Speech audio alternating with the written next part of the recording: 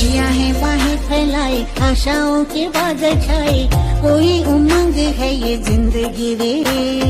एक धरती का आंचल ओढ़े, दिल से दिल के धागे जोड़े, बांटे जहां में अपनी खुशी रे।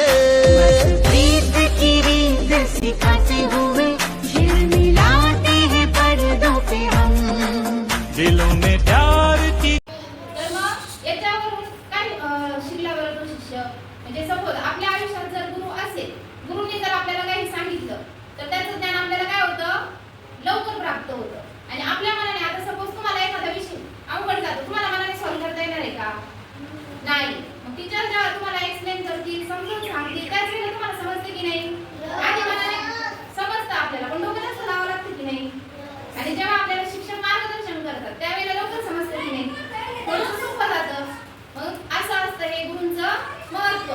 आपल्या आयुष्यामध्ये जो कोणी येतो, आपल्यापेक्षा छोटा असला तरी तो आपला गुरु बनतोच.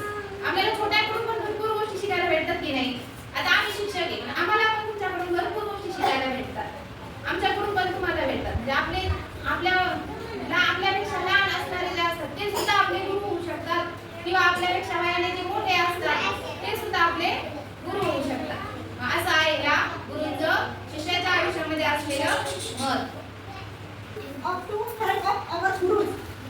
Guru guide us in a life and the track showing the right path. We should always obey and respect our guru. They are also motivate and inspire us towards us. Today, I want to thank you to all my gurus who always taught me help. मी आता चौथीमध्ये शिकत आहे. माझ्या शाळेचं नाव सायटिक English middle school आहे. आता मी भाषण सुरू करत आहे.